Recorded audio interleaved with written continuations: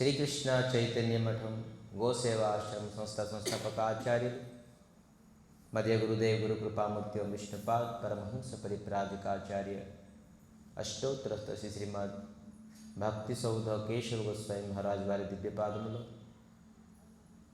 విదాస్ అనంత కోటి జన్మత ప్రణామం చేస్తూ వారి అహేత కృపాభిక్ష ప్రార్థన కోరుతున్నాం.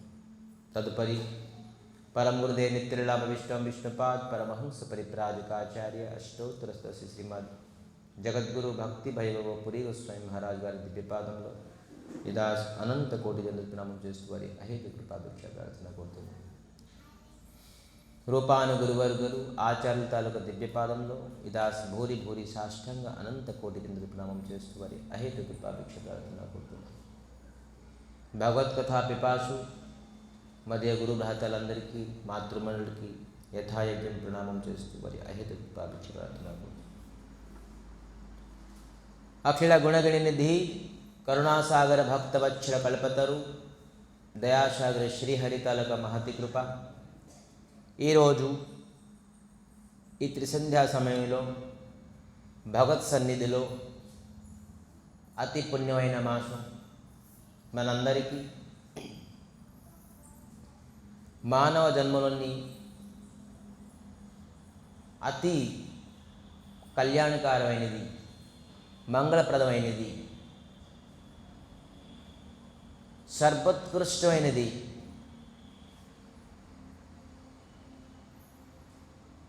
భగవంతుల యొక్క ప్రసంగం, మరి సత్సంగం. ఇది దేవదుర్లభం. దేవతలు కూడాను భగవంతుల యొక్క ప్రసంగం లభించదు.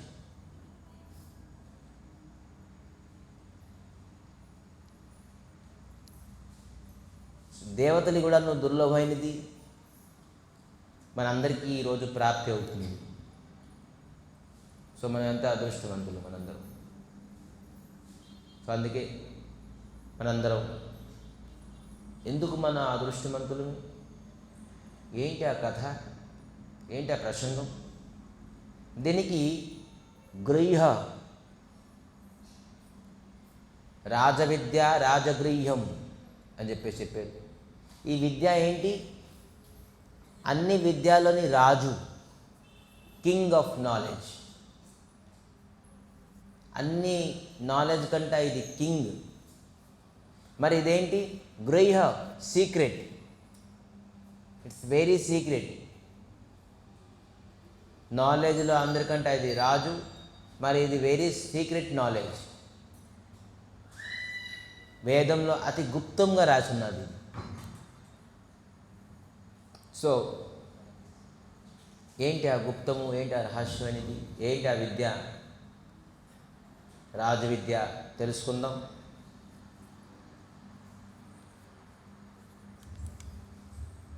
భాగీరథి నది దగ్గర తీరంలోని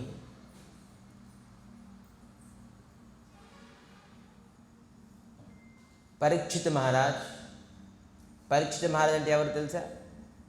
పాండవుల తాలూకా వారసుడు.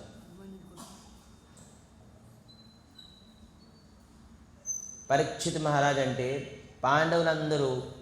పాండు పుత్రులందరూ 5, వాళ్ళ పుత్రుల తాలూకా పుత్రులందరూ చనిపోయారు. పాండవులు నిర్వాణం ప్రాప్తం అయిపోయారు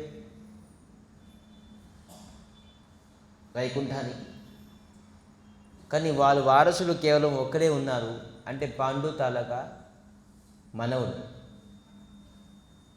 పరీక్షిత్ మహారాజ్. అతని వారసులని కేవలం ఒక్కరే ఉన్నారు. ఆ పరీక్షిత్ మహారాజ్ భాగీరథి నది తీరంలోని సుఖదేవ్ గోస్వామి, వ్యాసదేవుల తాలూకా పుత్రుడు. సుఖదేవ్ గోస్వామి ఎవరు? వ్యాస మహర్షి తాలూకా పుత్రుడు. సుఖదేవ్ గోస్వామి మరి పరీక్షిత్ మహారాజుకి ఇద్దరికి ఎప్పుడైతే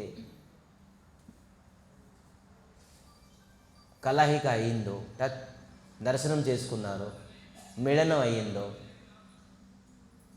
పరీక్షిత్ మహారాజ్ సుఖదేవ్ గోస్వామికి ఒక ప్రశ్న అడిగారు. ఏంటి అది ప్రశ్న?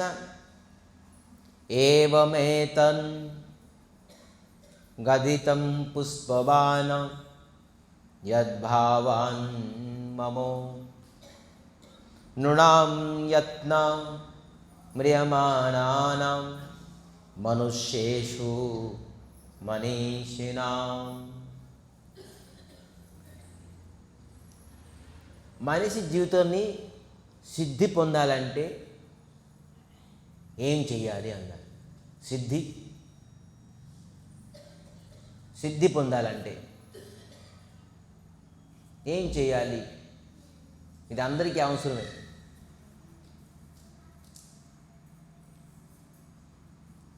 అయితే సిద్ధి పొందడానికి ఏదైతే మనం కార్యం చేస్తామో, దయచేసి జాగ్రత్తగా వినండి. సిద్ధి పొందడానికి ఏదైతే మనం కార్యం చేస్తామో దానికి సాధన అన్న. సిద్ధి ఊరికినే వచ్చేస్తుంది ఏంటి? రాదుగా. సిద్ధి పొందడానికి కొద్దిగా సాధన కావాలి. పరిచిత మహారాజు మళ్ళీ ప్రశ్నించారు. ఎందుకంటే ఇప్పుడు ఎవరు సాధన చేస్తారు? భార్య ఉన్నారు, పిల్లలు ఉన్నారు, అక్కచెల్లెలు, అందములు, వ్యాపారం, వ్యవసాయం, వాణిజ్యం ఇవన్నీ చూసేప్పటికీ మాకు టైం సరిపోకుండా ఉంది. ఆఫీస్కి, ఉద్యోగానికి, సద్యోగం వెళ్ళేటప్పటికీ సమయం సరిపోకుండా ఉంది. ఇంకా మీరు సాధన అంటున్నారు. ఎవరు చేస్తారు సాధన? ఇవన్నీ సాధన వాదన ఏమీ అవసరం లేదు. అతి సరళ ఉపాయంలోని సహజంగా మేము సిద్ధి పొందాలి అటువంటి ఏమైనా ఉపాయం ఉన్నదా? డైరెక్ట్ క్వశ్చన్ అడిగేసారు పరీక్షిత్ మహారాజ్ సుఖదేవ్ గోస్వామి. ఇది అందరి తలకు మనోభావన ఇదే. అంత తెలుసు కలియుగంలోని ఎటువంటి వ్యక్తులు ఉంటారని చెప్పేసి. కష్టపడకుండా ప్రాఫిట్ కావాలన్నది కలియుగ పరుషులు. కష్టం పడకూడదు, మనకి సహజంగా అన్ని ప్రకారంగా మన చేతులకు వచ్చేసేయాలి ఇన్స్ట్రుమెంట్లు అన్నీ. సాధన వద్దు. సాధన ఎవరికి కావాలి? సాధన వలన తప్పించుకోవాలి. సాధనకి వెనకాడతాం కానీ మనకు అన్నీ కావాలి కోరిక. అయితే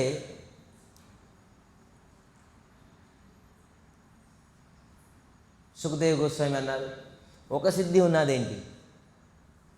సిద్ధిలోని అనేక రకాలు ఉన్నాయి. నీకు ఏ రకమైన సిద్ధి కావాలి చెప్పు. పరిచిత్ మహారాజ్ ఇంకోదే ప్రశ్నించారు. ఏంటి? నాకు అన్ని రకాల సిద్ధులు చెప్పండి, అన్ని రకాల సిద్ధి పొందాలంటే నేను ఏం చేయాలి? ఒకటి కూడా విడిచిపెట్టుకున్నాను. నాలాంటి ఎవడో ఉంటాడు అక్కడ. అన్ని రకాల సిద్ధి కావాలి, ఏది మిస్ అవ్వకూడదు. అన్ని రకాల సిద్ధి కావాలి, మరి అది సరళంగా కావాలి, సులభంగా కావాలి, అతి త్వరగా కావాలి. పరిచిత్ మహారాజ్ సూట్ ప్రశ్నలు, ఇంకా తిప్పి ప్రశ్న కాదు. ఇది కావాలి, ఏం చేయాలి? అయితే ముందు విను ఏ రకాల సిద్ధులు ఉన్నాయి. దాని తర్వాత నువ్వు ఏది పొందాలి, నీకు ఏది కావాలి, అప్పుడు నువ్వు సెలెక్ట్ చేసుకో. అప్పుడు నేను చెప్తాను ఏంటి కావాలి. అయితే చెప్పండి. సో ఇవన్నీ శ్రీమద్ భాగవత పురాణాన్ని సుఖదేవ్ గోస్వామి చెప్తున్నారు. సుఖదేవ్ గోస్వామి పరిచిత్ మహారాజ్ చెప్తున్నారు ఈ సిద్ధులు అన్నీ. ఇదే సిద్ధి విషయాలన్నీ మళ్ళీ నైమిషారణ్యంలోని సూత గోస్వామి 88,000 మంది ఋషులందరూ కూర్చున్నారు. అక్కడ కూడా చెప్తున్నారు. చూడండి, సుఖదేవ్ గోస్వామి చెప్పారు 88,000 ఋషులందరూ మీకు ఏ సిద్ధి కావాలో చెప్పండి. ఎవరికి ఏ సిద్ధి కావాలో ఆ సిద్ధి సెలెక్ట్ చేసుకోండి అని చెప్పేసి చెప్తున్నారు సూత గోస్వామి. సుఖదేవ్ గోస్వామి, సూత గోస్వామి రెండు వేరే. సుఖదేవ్ గోస్వామి ఎప్పుడైతే చెప్తున్నారో అప్పుడు సూత గోస్వామి కూడా కూర్చొని వింటున్నారు పరిచిత్ మహారాజ్తో పాటు. అప్పుడు తెలిసింది సూత గోస్వామికి, అతను వెళ్ళి మళ్ళీ ఈ 85,000 మంది ఋషులకి నైమిషారణ్యం మళ్ళీ చెప్పారు అదే విషయం ఏదైతే అతను విన్నారో స్వయంగా సుఖదేవ్ గోస్వామి దగ్గర నుంచి. చెప్తున్నారు ఏ సిద్ధులు కావాలి, ఒక్కొక్క సిద్ధి చెప్తున్నారు. మనం కొన్ని ఎగ్జాంపుల్, కొన్ని సిద్ధులు ఆలోచిద్దాం. బ్రహ్మవర్చ సకామస్తు యజేత్ బ్రహ్మణో స్మితిం. బ్రహ్మవర్చ తేజ. ఎవరికైతే వాళ్ళు వాణిలో తేజం కావాలి, చూసారా ఒక్కొక్క వాయిస్, వాళ్ళ వాయిస్ అంటే స్టన్ అయిపోవాలి. వాణి తేజం. తేజం అంటే ఏంటి? ఆ విధానంగా ఉండాలి, గొప్పగా ఉండాలి. అతని శరీరంలో తేజం, అతని జీవితం తాలూకు తేజం బ్రహ్మవర్చ తేజ అని చెప్పారు దీనికి. మీకు వాస్తవంగా మీకు శరీరంలోని, మీ వాణిలోని, మీ జీవితంలోని తేజోమయం కావాలంటే ఇదొక సిద్ధి. ఈ సిద్ధి మీరు పొందాలంటే ఏం చేయాలంటే చెప్తున్నారు అక్కడ ఏంటి? ఎవరిని ఉపాసించాలి చెప్తున్నారేంటి? బ్రహ్మణా స్మృతిని. బ్రహ్మణా స్మృతిని అంటే బృహస్పతి, బ్రహ్మణాపతి బృహస్పతి.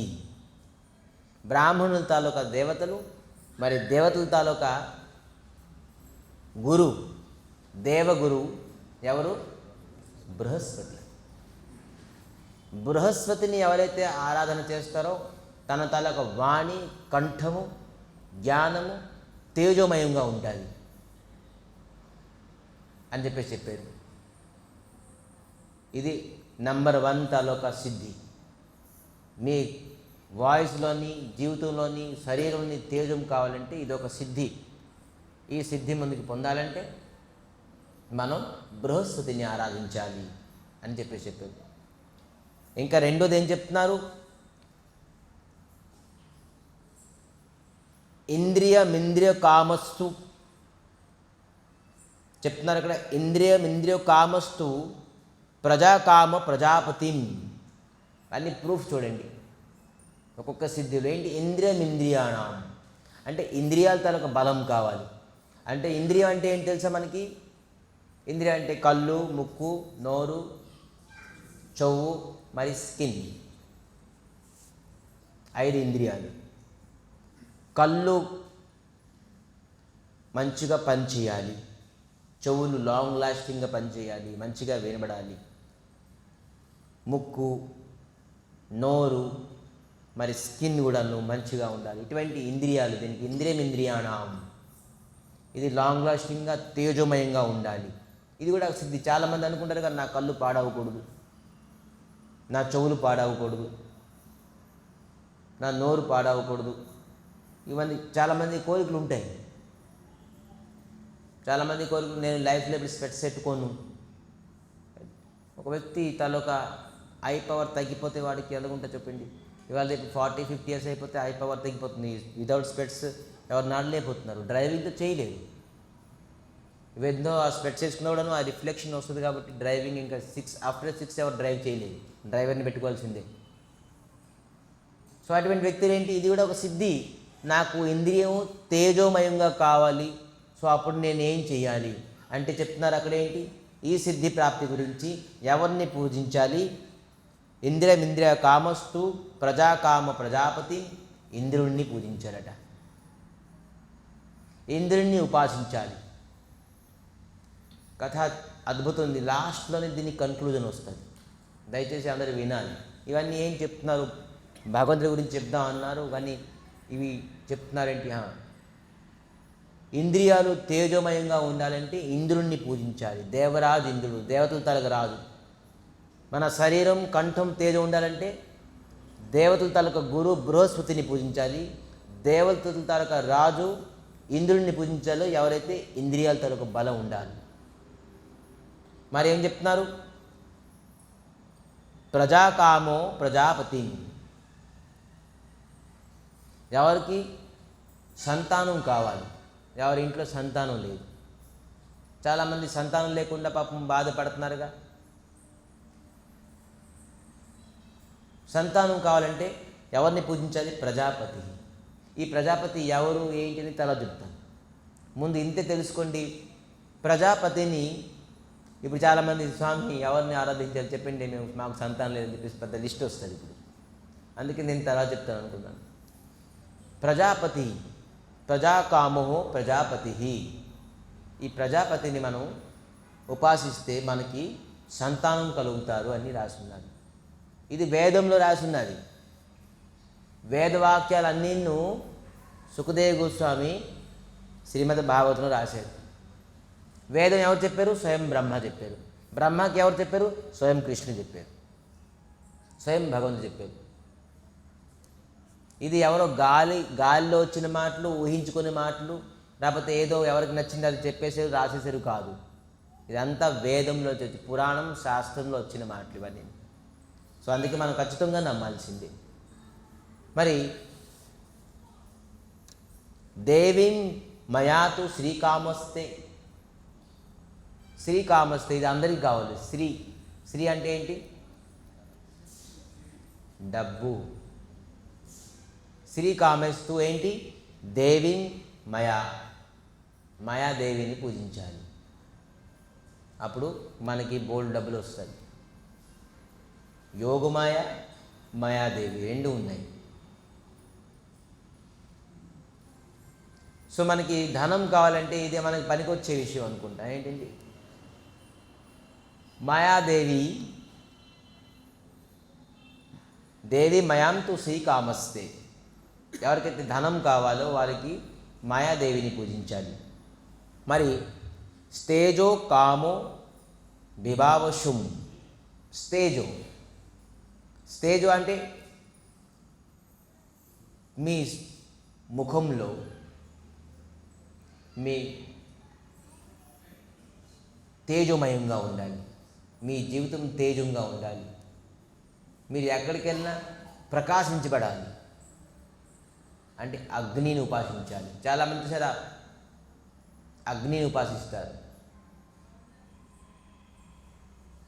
త్రిసంధ్య చేసేసి అగ్నిని ఉపాసిస్తారు చాలామంది, అగ్నిని. ఎందుకంటే వాళ్ళు తేజం కావాలి అని చెప్పేసి. సో మనకి ముఖంలో తేజస్వి కావాలంటే మనం ఖచ్చితంగా అగ్నిని ఆరాధించాలి. మరి వసుకామ వసున్. వసున్ అంటే వసు కామాన్ అంటే, వసు అంటే ఏంటంటే శ్రీ అంటే ధనం, లక్ష్మి. వసు అంటే ఏంటి? Buildings, land, share market, properties, ఇటువంటి ప్రాపర్టీస్ ఎవరికి కావాలి? వసుని. ల్యాండ్ లిక్విడ్ ఫార్మ్గా ధనం కావాలంటే లక్ష్మీదేవిని పూజించాలి. ప్రాపర్టీస్ కావాలి, మిల్లు, ఫ్యాక్టరీలు, ఇండస్ట్రీలు, ల్యాండ్స్, షేర్ మార్కెట్ తాలూకా ప్రాఫిట్లు, ఇవన్నీ కావాలంటే వసుని, అతన్ని ఆరాధించాలి. ఇప్పుడు చూడండి, మనకేదో ఒకటి రోగం అయింది. ఏంటయింది రోగం? షుగర్ అయింది. షుగర్ అయిందంటే ఆ షుగర్ తాలూకా స్పెషలిస్ట్ ఎవరు అని మనం కనుక్కుంటాం. లేదు బీపీ రైజ్ అవుతుంది, బీపీ తాలూకా స్పెషలిస్ట్ డాక్టర్ ఎవరు? లేదంటే హార్ట్ ప్రాబ్లం ఉన్నది, హార్ట్ తాలూకా స్పెషలిస్ట్ ఎవరు అని డాక్టర్ని కనుక్కొని కన్సల్ట్ చేసుకొని ఆ పలానా డాక్టర్ దగ్గరికి వెళ్ళి మనం చెకప్ చేసుకుంటాం లేదా? అదే ఇక్కడ చెప్తున్నారు, ఎవరికి ఏది కావాలి వాళ్ళని ఆరాధించండి, వాళ్ళని కన్సల్ట్ చేయండి అంటున్నారు. సో ఎవరికి ఏ ప్రకారంగా ప్రాబ్లమ్స్ ఉన్నాయో ఆ ప్రాబ్లం తాలూకు ఎవరు డీల్ చేస్తారో వాళ్ళ దగ్గరికి కన్సల్ట్ చేస్తే మనకి సొల్యూషన్ త్వరగా అయిపోతుంది. అదే ఇక్కడ చెప్తున్నారు. ఏంటి? వసూన్. మనకి ల్యాండ్స్ కావాలి, ఇతర ప్రాపర్టీస్ కావాలి, వసుని పూజించాలి. మరి వీర్య కామార్థే వీర్యవాన్. వీర్యం అంటే ఏంటి? అతి బలం, శక్తివంతుడు. చాలామంది ఎక్సర్సైజ్ చేస్తున్నారు, బోళ్ళు తందూరుస్ పనులు చేస్తున్నారు, పరిగెడుతున్నారు, ఇది ఉండాలి. వీర్యవాన్, బలవాను అంటే మహాదేవుడు శంకరుణ్ణి పూజించాలి.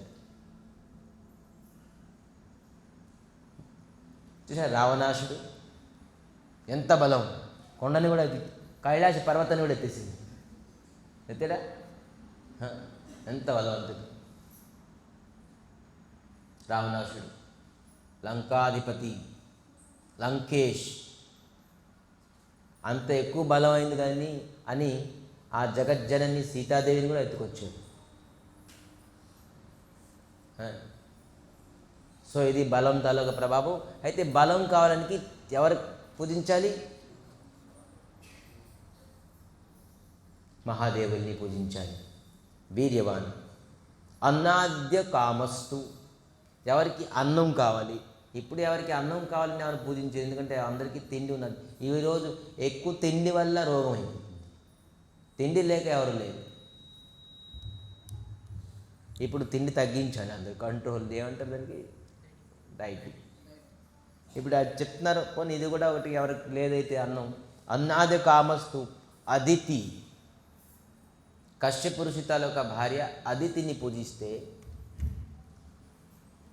మనకి అన్నం లోటు వండుకుంటూ ఉంటుందట. సో మరి స్వర్గకామం, ఎవరైతే చనిపోయిన తర్వాత స్వర్గానికి వెళ్దాం అనుకుంటున్నారో అటువంటి వ్యక్తులు ఏంటి, అదితో సుతాన్, అదితి తాలూకా సుతాన్ అంటే పుత్రులు. అదితి పుత్రులు ఎవరు, దేవతలు. దేవతల్ని మీరు పూజించడం వల్ల మీరు స్వర్గానికి వెళ్తారు. ఎవరికి స్వర్గం కావాలంటే చూడండి, అవకాశం ఉన్నది. సో అదితి సుతాన్ పూజించాలి. మరి విశ్వదేవాన్, రాజ్యకామ, ఎవరు చూడండి, ఇది ఎవరు రాజకీయంలో ఉన్నారు, ఎక్కడ పాలిటిక్స్ సెక్షన్లో ఎవరు లేరా, పాలిటిక్స్ రాజకీయంలో రంగంలోని వాళ్ళ వృద్ధిలోకి రావాలంటే విశ్వదేవాన్, ఆ దేవతని పూజించాలి. విశ్వదేవాన్ దేనికి, రాజ్యకామ, రాజ్యం కావాలి అని ఎవరికైతే కోరిక ఉన్నదో వాళ్ళకి విశ్వదేవాన్. ఇవన్నీ వేదంలో రాసి ఉన్నాయి చూడండి. స్పెషలిస్ట్ డాక్టర్స్ వీళ్ళందరూ, ఎవరికి ఏ ప్రకారంగా రోగం కోరికలు ఉన్నాయో ఆ కోరికలు అనుకోండి, రోగం అనుకోండి, మనం ఏమనుకున్నాం, సిద్ధి, రాజ్యప్రాప్తి సిద్ధి కావాలంటే ఏంటి, ఎవరిని పూజించాలి, విశ్వదేవాన్. నోట్ చేసుకోండి ఎవరికి కావాలి, ఎవరికి ఏంటి కావాలి. ఇప్పుడే బంపర్ ప్రైజ్ ఉంది. అలాగే ఆ విధానంగా మీరు, మనకి రాజ్యం ఉన్నది పరిపాలించడానికి, కానీ సాధ్యాన్ సంసాదక్షో బిషాన్ అంటే ఏంటి, రాజ్యం ఉన్నది కానీ రాజ్య శాసనం చేయడానికి వాళ్ళకి అనుకూలమైన వ్యక్తులు ఎవరు కావాలంటే అటువంటి సంసాదజ్ఞ అనే ఒక దేవతని పూజించాలి. అంటే అనుకూలమైన ప్రజలు వస్తారు, వాళ్ళ మాట విని మొత్తం ప్రజలందరూ, మంత్రులు అనుకోండి, వాళ్ళ అనుచరులు అనుకోండి, అసిస్టెంట్స్ అనుకోండి, కావాలనుకోండి. బిషాన్ చూడండి, అన్నీ రాసినది, ఏది రాయలేదని కాదు. మనకి ఏది కావాలి మనమే చూస్ చేసుకోవడం, రాంగ్ చూస్ చేసుకుంటున్నాం. సో ఆయుష్ కామన, ఎవరికైతే దీర్ఘాయు కావాలి, మనం వెళ్తాం చనిపోదామని, ఎందుకంటే ఈ జీవితం చిరాకు ఉన్నది, ఎంత త్వరగా చనిపోతే బెస్ట్ అని చెప్పేసి మనం అశ్విని కుమార్ అని ఉన్నారు దేవతలు. ఆ అశ్విని కుమార్ని పూజిస్తే ఆయుష్ వృద్ధి అవుతుంది. మనకు కావాలి చనిపోదాం ఎక్కువ త్వరగా అని, అవుతుంది ఏంటి, ఏ దేవతలకి ఆ దేవతలే. సో అందుకే ఎవరైతే అశ్విని కుమార్ని పూజిస్తారో వాళ్ళ ఆయుష్ దీర్ఘాయుషం అవుతుంది, ఎక్కువ సంవత్సరాలు వాళ్ళు బతుకుతారు. పుష్టికామ అంటే వాళ్ళ శరీరం ఎప్పుడు బలవంతంగా ఉండాలి, ఎప్పుడు క్షీణం అవ్వకూడదు, రోగం రాకూడదు. పృథివీని పూజించాలి. ఒక చిన్న చిట్కా చెప్తాను చూడండి. ఎవరైతే లెగిసిన తర్వాత పృథివీని టచ్ చేసేసి నమస్కరించి లెగుస్తారో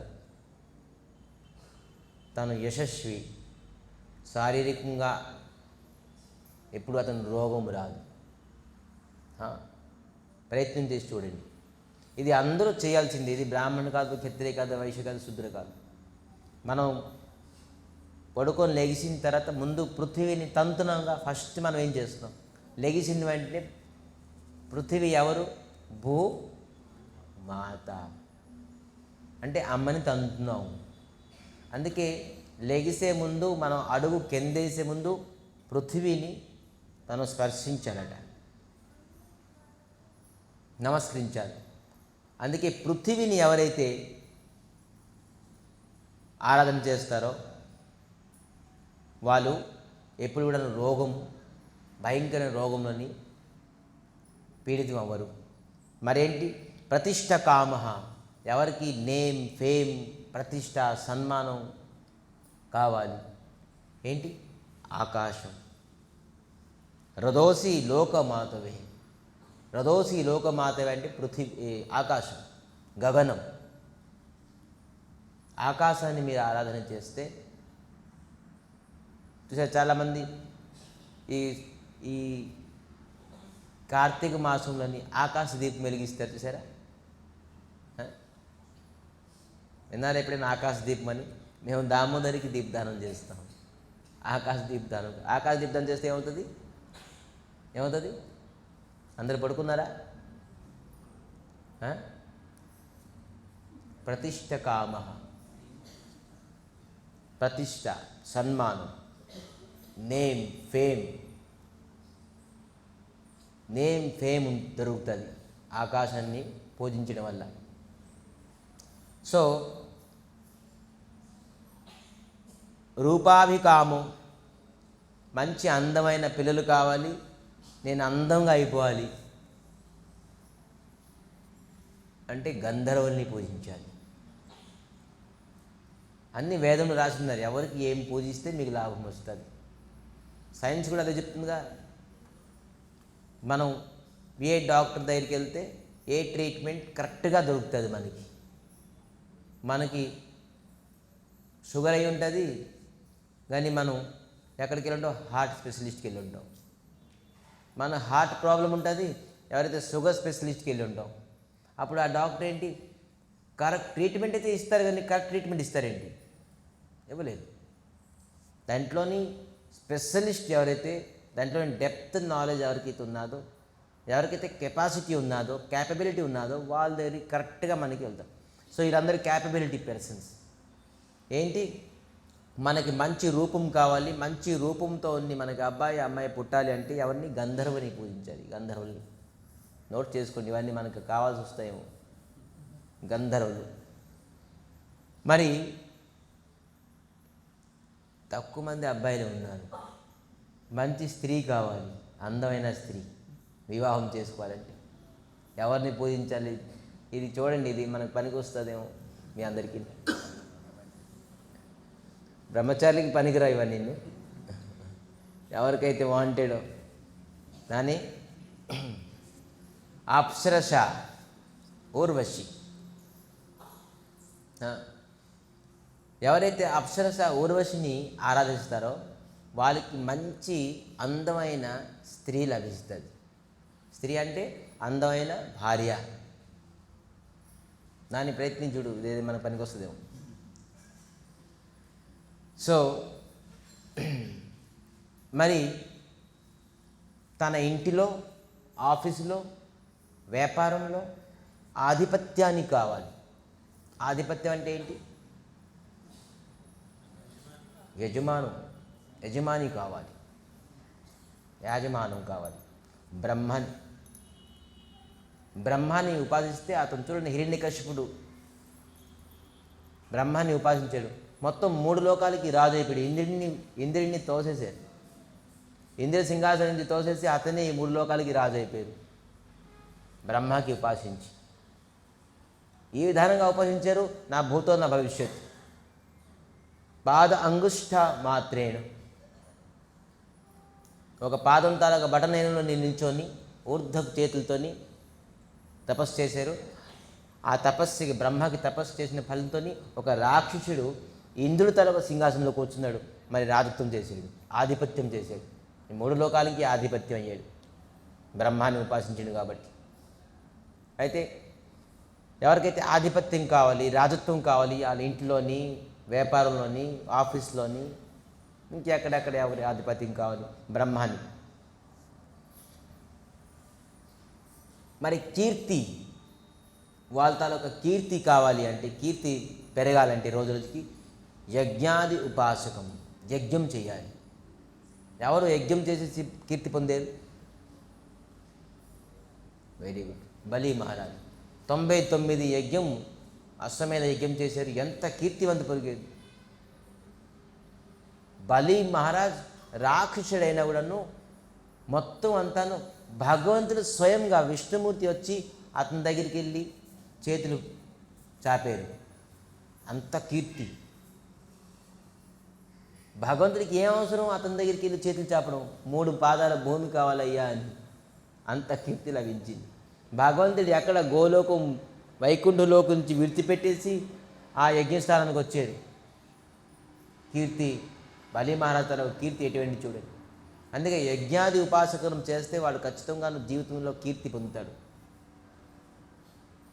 సో ఇటువంటి కీర్తి మరి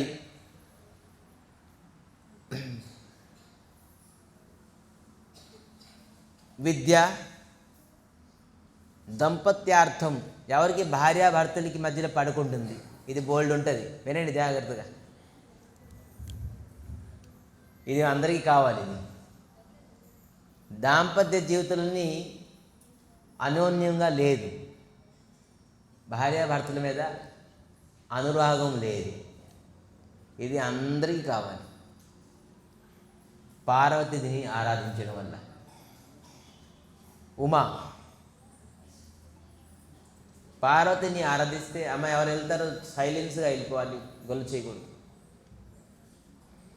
సో పార్వతిని ఉపాసిస్తే ఆరాధన చేస్తే వాళ్ళ తలక దాంపత్య జీవితం అనోన్యంగా ఉంటుందంటే ప్రేమతో ఉంటుంది. ఇలాగ అన్నీ అనేక చెప్తున్నారు. ఇంకా మనం ధర్మార్థ ఉత్తమ శ్లోకే ధర్మం కావాలంటే పితృలోకాలని పూజించాలి, పితృపురుషుల్ని పూజించాలి. ఇలాగ బోల్డ్ చెప్పారు. ఒక్కొక్క సిద్ధి కాదు, ఇంకా బోల్డ్ లెక్క పెట్టండి. బోల్డ్ సిద్ధిలు, అనేక రకాల సిద్ధిలు ఉన్నాయి. పరిచిత మహారాజ్ చెప్తున్నారు, మీకు ఏ సిద్ధి కావాలి? మన జీవితంలోని ఇప్పుడే మెయిన్ పాయింట్ చూడండి. మన జీవితం పర్యాప్తంగా జీవితం అంతా ఒక దేవతల్ని, 2 దేవతల్ని, 3 దేవతలను, 4, 5 దేవతల్ని పూజించగలం. జీవితం అంతా పూజించి కొన్ని సిద్ధిలు మనం పొందగలం. ఎక్కడ ఎంతమందిని పూజించగలం? ఇన్ని సిద్ధిలు మనం ప్రాప్తి అవ్వగలం. ఏంటి?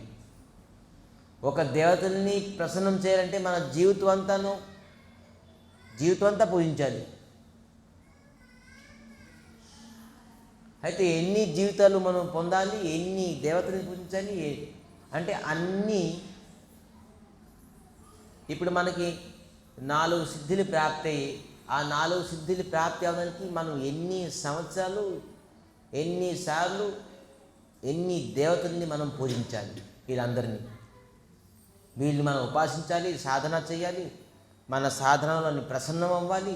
ప్రసన్నమైన తర్వాత మనకి వాళ్ళు వరమిస్తారు. ఏంటి ఇస్తారు? ఎవరికి తేజం కావాలి, ఎవరికి ఇంద్రియ బలం కావాలి, ఎవరికి ఆధిపత్యం కావాలి, ఎవరికి భార్యాభర్తల మీద అనురాగం కావాలి, ఎవరికి మంచి భార్య కావాలి, అనేక సిద్ధిలు. జీవితం అంతా మనం కష్టపడితే కొన్ని సిద్ధిలు ప్రాప్తి అవ్వగలం. మనది ఒకటి దుర్గుణం ఏంటంటే ఏ సిద్ధిలు మన దగ్గర ఉన్నాయో దాని గురించి మనం ఆలోచించం. మన దగ్గర ఏ సిద్ధులు లేవో దాని గురించి బాధపడతాం. మంచి చక్కగా కళ్ళు, ముక్కు, నోరు అన్నీ ఉన్నాయి. చక్కగా మంచి బుద్ధి ఇచ్చారు, మంచి మనసు ఇచ్చారు, మంచి చదువు ఇచ్చారు ఎంతో కొంత. దానికి ఏ విధానంగా ఉపయోగించుకుందాం అని మనం ఆలోచించాం. ఇవన్నీ ఉన్నాయి, సరేలే. మన దగ్గర ఏం లేదు, దాని గురించి మనం బాధపడతాం. అదే ఒక మనిషి జీవితం తరొక, ఒక మనిషి జీవితం తరొక ఒక బ్యాడ్ క్వాలిటీస్. అయితే ఇవన్నీ ఓకే. మన జీవితం అంతా ప్రయత్నిస్తే, ఇంతమందిని పూజిస్తే మనం ఏం చేస్తాం? కొన్ని సిద్ధిలు ప్రాప్తి అవుతాం, లేపైన సిద్ధిలో దుఃఖం అవుతాం. కొన్ని సిద్ధి ప్రాప్తి అయితే మనం సుఖంతో పడము. మనం ఎప్పుడు ఏది లేదు దాని గురించి ఎక్కువ దుఃఖం, పరితపిస్తాం. మన దగ్గర ఏది ఉన్నది, సరే నా దగ్గర ఇది ఉన్నది అని చెప్పేసి మనం ఎప్పుడైనా సుఖపడుతున్నావా? ఇప్పుడు ఎవరు కళ్ళు తేజోమయంగా లేదు. ఇక్కడ ఉన్న వ్యక్తులని మన కళ్ళు కనబడుతున్నాయా లేదా? చదువుకోగలుగుతున్నాం లేదా? డ్రైవింగ్ చేయగలుగుతున్నాం లేదా? దాని గురించి మనం ఎప్పుడైనా సుఖపడ్డామా? లేదు బాబు, నాకు ఇప్పుడు కళ్ళు కనబడుతుంది, బాగానే ఉంది అని హ్యాపీగా ఉన్నావా? ఇప్పుడు ప్రస్తుతానికి కొన్ని ఇంద్రియాలు కొద్దిగా బలవంతంగా ఉన్నాయి, పర్లేదు, బాగానే ఉంది అని మనం సంతోషిస్తున్నావా? సాటిస్ఫాక్షన్ ఉన్నావా? లేదు. ఏది లేదు దాని గురించి పరితపిస్తున్నాం. జీవితం అంతాను ఎన్ని సిద్ధులు మన దగ్గరికి వస్తే ఇంకా సిద్ధులు లేవు, ఇంకా సిద్ధులు లేవు, ఇంకా ఇది లేదు, అది లేదు అని అనుకుంటాం తప్ప మనం ఎప్పుడూ జీవితం పర్యాప్తం, ఎప్పుడూ సంతోషం ఉండలేదు. పరీక్షిత్ మహారాజ్ చెప్పారు, సుఖదేవ్ గోస్వామి అడిగితే చెప్తున్నారేంటి, అన్ని సిద్ధులు నాకు కావాలంటే నేను ఏం చేయాలి చెప్పండి, ఇవన్నీ విడిచిపెట్టేసి 1 2 3 4 5 6 7 8 ఎన్ని, ఇప్పుడు 20 సిద్ధులు చెప్పాను నేను, ఇంకా బోల్డ్ ఉన్నాయి, స్టాప్ చేసేసాను నేను. నాకు అన్ని రకాల సిద్ధి కావాలి. ఏం చెప్తారు, ఒకే దెబ్బతో అన్ని పెట్లు, 2 పెట్లు 3 పెట్లు కాదు, ఏంటి, ఒకే దెబ్బతో అన్ని రకమైన పెట్లు కావాలి. ఏం చెయ్యాలి అనేది అద్భుతమైన సొల్యూషన్ ఇచ్చారు.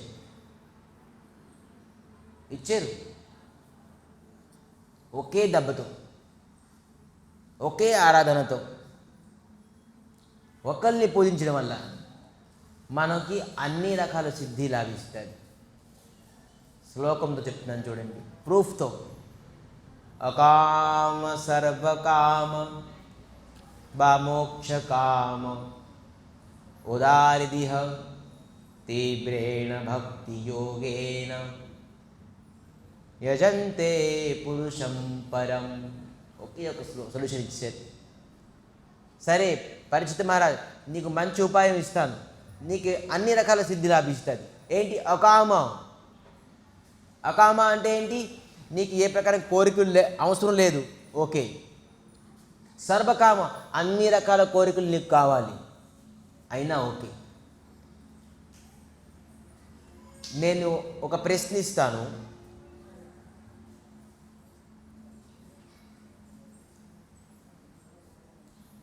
మనం ఆధిపత్యం కావాలంటే ఎవరిని పూజించాలన్నాం, గుర్తుందా?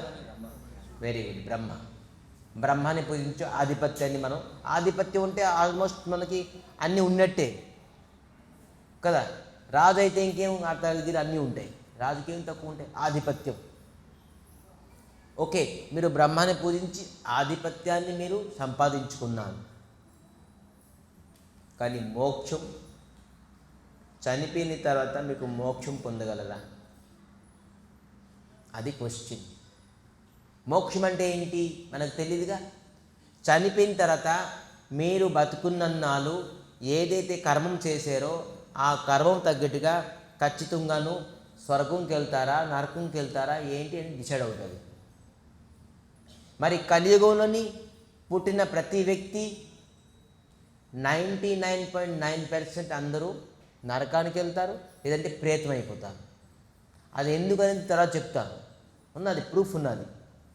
మనం ఎప్పుడైనా చనిపోయిన తర్వాత మనం ఏమవుతాం చూడండి. చదివిన తర్వాత నేను ఏమవుతాను, కలెక్టర్ అవుతానా, ఇంజనీర్ అవుతానా, డాక్టర్ అవుతానా, లేదంటే మంచి ఆఫీస్లోని ఉద్యోగం చేస్తానా, ఏదో ఒకటి మనకి ఏముంటుంది చదివిన తర్వాత. లేదు వివాహం అయిన తర్వాత నేను ఇలాగ ఉంటాను, లేదు నేను రిటైర్డ్ అయిపోయిన తర్వాత నేను ఇలాగ ఉంటాను, అన్నిటికీ ఒక ఎక్స్పెక్టేషన్ ఉన్నది మనకి. చిన్నప్పటి నుంచి నేను మంచిగా చదువుతాను, నేను అలాగవుతాను, ఈ స్కూల్కి వెళ్తాను, ఆ సిటీకి వెళ్తాను, నేను ఇలాగ బిల్డింగ్ కట్టుకుంటాను, బోల్డ్ ఎక్స్పెక్టేషన్ ఉన్నది. కానీ ఎవరైనా ఒక ఎక్స్పెక్టేషన్ చేశారా, చనిపోయిన తర్వాత నేను ఎలా ఉంటానని? ఇది మన ఊహకి పరో, ఇది మన ఎక్స్పెక్టేషన్కి చాలా దూరం. అదే ఇక్కడ చెప్తున్నారు సుఖదేవ్ గోస్వామి. చనిపోయిన తర్వాత మీరు ఎలాగుంటారు? ఇదంతా బతుకున్న వాళ్ళ వరకే ఇవన్నీ, ఆధిపత్యము, ఈ తేజము, ఈ భార్య పిల్లలు, ఆస్తులు, అంతస్తులు, ఇంకా వగేరా వగేరా. కానీ చనిపోయిన తర్వాత ఏంటి? ఒక ఆమో, ఏ కామను, ఏ సిద్ధి అవసరం లేదు, సరే. సర్వకామం, అన్ని సిద్ధులు కావాలి, సరే. మరి మోక్షకామం, చనిపోయిన తర్వాత నీకు మోక్షం కూడా కావాలి. 3 అన్నీ వచ్చేసి నీకు ఏ ప్రకారంగా సిద్ధులు అవసరం లేదా? ఓకే. అన్ని సిద్ధులు కావాలా? ఓకే. చనిపోయిన తర్వాత మళ్ళీ మీకు మోక్షం కావాలా? ఓకే. ఈ మూడిటికి కూడా ఓకే. ఒకామో సర్వకామో మోక్షకామో ఉదారిధి. ఉదారిధి అనేది తర్వాత చెప్తాను ఈ వాడి మీనింగ్. ఉదారిధి తీవ్రేణో భక్తి యోగేనో, తీవ్రంగా ఉత్కంఠంతో భక్తితో శ్రద్ధతో విశ్వాసంతో మనం భక్తి యోగాన్ని ఆశ్రయించాలి. ఏం యోగం? భక్తి యోగం. ఎవరిని? యజేత్ పురుషం పరం. ఆ పరమ పురుషుడు శ్రీకృష్ణ పరమాత్మని ఎవరైతే భక్తి యోగంతో మీరు ఆరాధిస్తారో అతనికి అకామో, ఎవరికి ఏ ప్రకారంగా కామన లేకపోయినా పర్వాలేదు, సర్వకామో, అన్ని కామనాలు కావాలి, ధనం ఐశ్వర్యం స్త్రీ తేజం అన్నీ కావాలి, ఆధిపత్యం కావాలి, ఓకే సర్వకామం. మరి ఏంటి? చనిపోయిన తర్వాత మీకేమిస్తారు? మోక్షకామం. ఇది ఎవరి వల్ల అవుతుంది?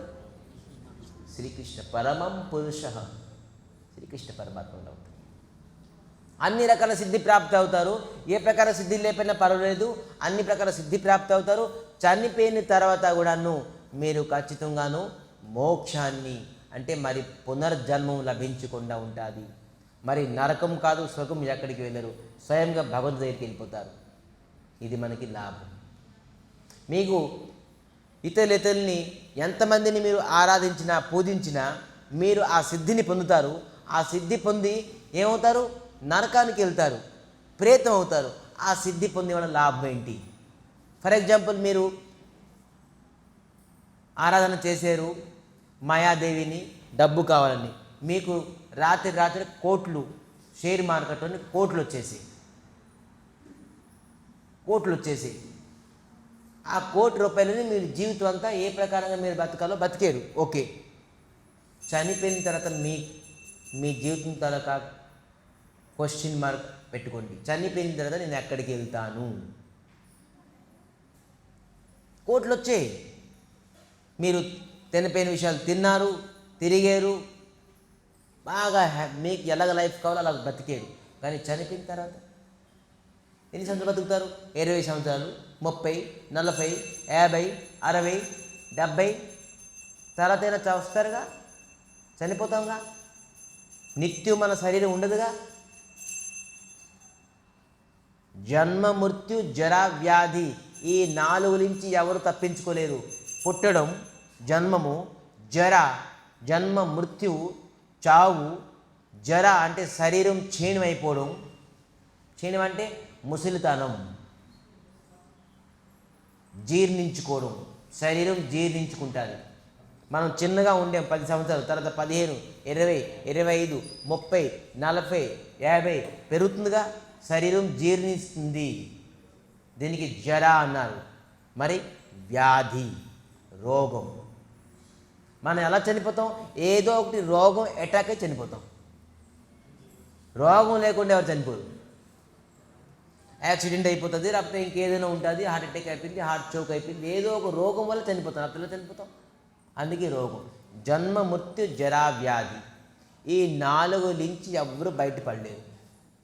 కానీ ఎవరైతే తీవ్రేణ భక్తి యోగేనో పరమం పురుష్ శ్రీకృష్ణ పరమాత్మని ఆరాధన చేస్తారో, ఎవరైతే అఖిలాండ బ్రహ్మాండ నాయక శ్రీకృష్ణ పరమాత్మ, ఏ దేవతలు కూడాను శ్రీహరిని పూజిస్తున్నారో ఆ శ్రీమన్నారాయణని శ్రీకృష్ణ పరమాత్మని ఎవరైతే ఆరాధిస్తారో వాళ్ళు నా ఇప్పుడు జన్మం అవుతారు, లేదు మృత్యు చెందుతారు, లేదు వాళ్ళు ముషిలైపోతారు, లేదంటే వాళ్ళకి వ్యాధి.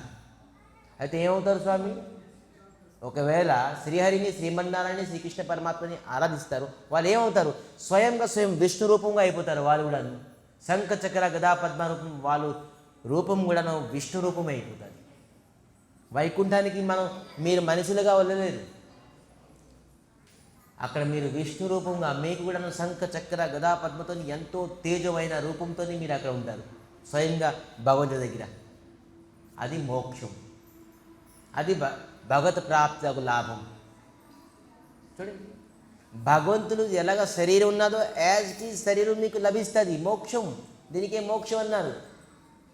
తుచ్చమైన శరీరము, ఈ కామ క్రోధ లోభ మదమత్సరాలు ఇవన్నీ కోరికలతో పీడితమైపోయిన ఈ శరీరం విడిచిపెట్టేసి నీకు భగవంతుడికి ఎటువంటి శరీరం ఉన్నదో అటువంటి శరీరం లభిస్తావు.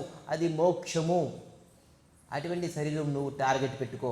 దానికి నా రోగమా, దానికి శోకమా, దానికి కామమా, క్రోధమా, జన్మమా, మృత్యువా, ఇంకేం ఉండదు. నిత్యం నిరంతరంగా తేజోమయంగా ఉంటుంది.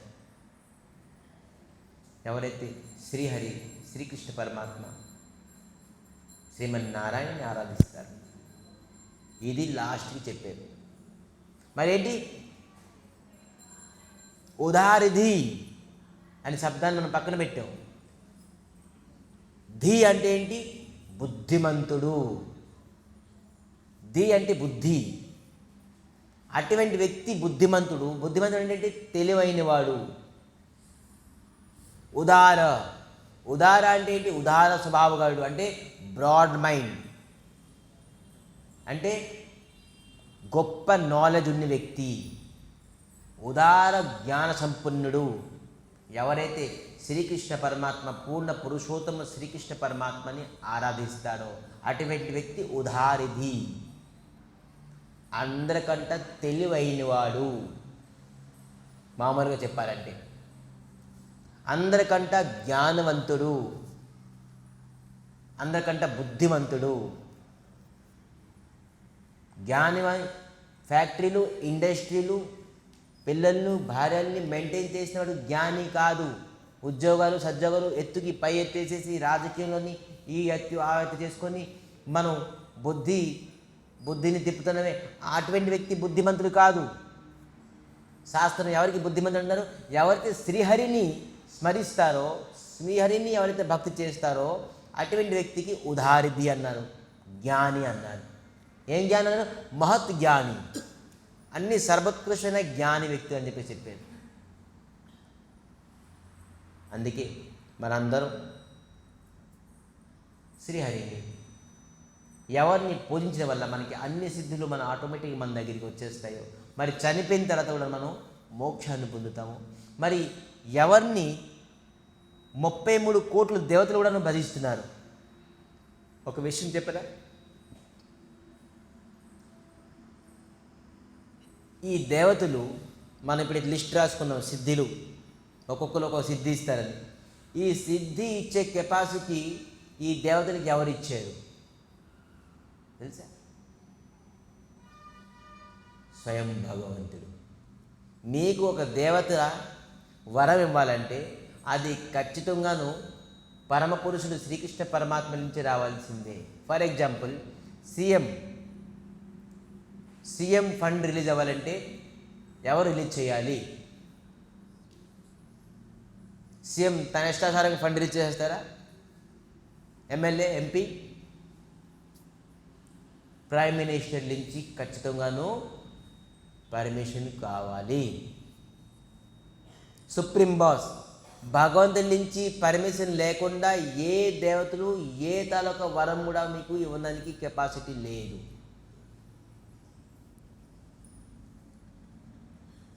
जे अप्य अन्य देवता जजन्ते श्रद्धया नित्य ते अभी मामेप कौंते जजन्ते अभिद्धि पूर्वकम. ఈ శ్లోకం తాలూకు ప్రూఫ్ అది. जे अप्य అంటే ఎవరు పూజిస్తున్నారో, అన్య దేవత శ్రద్ధాపూర్వకంగా, నిత్య జజంతే అభిద్ధి పూర్వకం, అతను నన్నే పూజిస్తున్నారు మీరు. అదేంటి? అభిద్ధి పూర్వకంగా. అవిద్య అంటే ఏంటి? అవిద్య అంటే ఇండైరెక్ట్. మీరు ఏ దేవతల దగ్గర కన్సర్న్ చేస్తున్నారో అదే ఇండైరెక్ట్గా నన్నే అడుగుతున్నారు మీరు. నేను ఇస్తాక మీకు వాళ్ళు ఇవ్వగలరు, లేకపోతే ఇవ్వలేదు. సో ఒక కంపెనీలోని, ఒక ఇండస్ట్రీని బోల్డ్ డిపార్ట్మెంట్స్ ఉంటాయి. ఆ డిపార్ట్మెంట్స్లో ఒక్కొక్కరు హెడ్ ఉన్నారు. ఆ హెడ్ మీకు ఇన్ని రోజులు ఆబ్సెంట్, ఇన్ని రోజులు ప్రెజెంటు అని చెప్పేసి మీ శాలరీ మీకు ఇస్తారు ఆ హెడ్. అయితే ఆ హెడ్ మీకు ఇచ్చారా శాలరీ? ఆ హెడ్ ఏమొచ్చో ఆ ఇండస్ట్రీ, ఫ్యాక్టరీ తాలూకా బాస్ ఎవరు ఉంటారో, ఇన్ని రోజులు ఇతను ఈ ఆఫీస్కి వచ్చారు, ఇన్ని రోజులు రాలేదు, ఇన్ని ఓటీలు చేశారు, ఓపీ చేశారు, ఓవర్ టైమ్స్ చేశారు, ఇన్ని టైం ఆబ్సెంట్ అయ్యారు, ఇవన్నీ క్యాల్కులేషన్ చేసి పంపిస్తారు. అతను దానికి ఇస్తారు. అతను ఇచ్చాడు, మీ హెడ్ ఎవరే, అందరికీ హెడ్ అతను ఎవరు, అతను ఇచ్చాడు. దేవతలు అందరికీ ఎవరు ఇచ్చారు? పరమ పురుషుడు భగవంతుడు శ్రీకృష్ణ పరమాత్మ. అది ఇక్కడ చెప్తున్నారు. మీరు నేను మాట్లాడింది కాదు, ఇది వేదం, పురాణం, శాస్త్రం. మరి సూత గోస్వామి 88,000 మంది ఋషుల్ని, మహర్షుల్ని చెప్తున్నారు.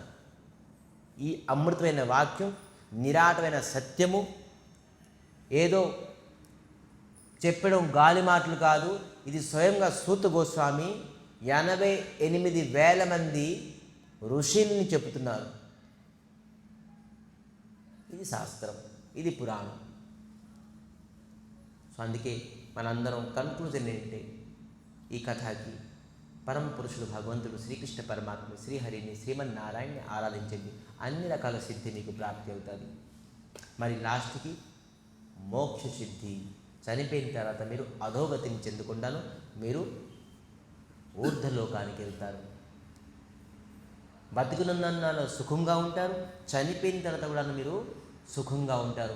ఇహలోకో పరలోకో.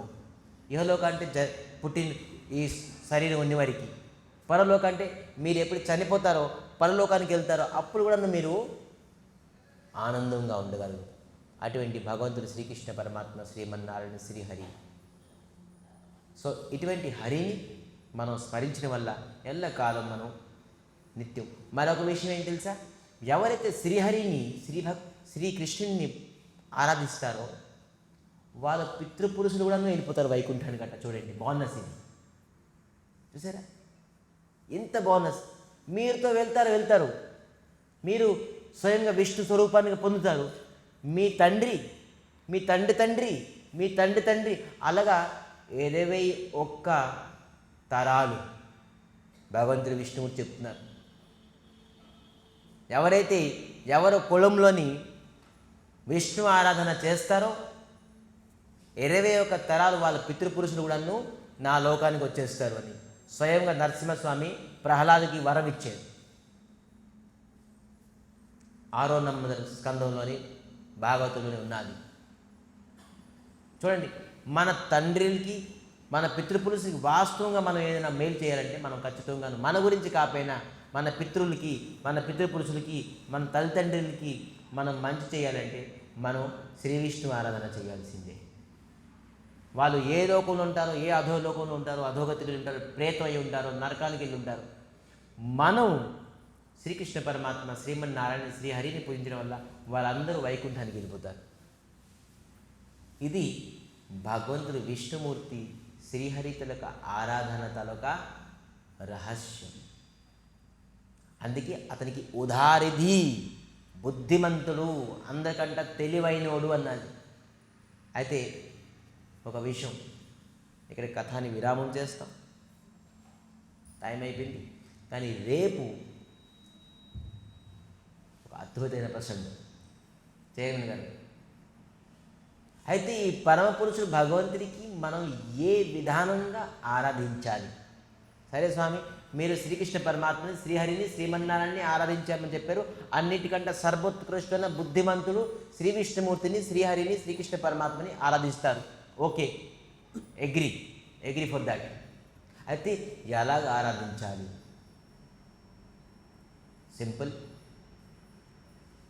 అనేది రేపు సస్పెన్స్. రేపు మనం చెప్పుకుందాం. అద్భుతం.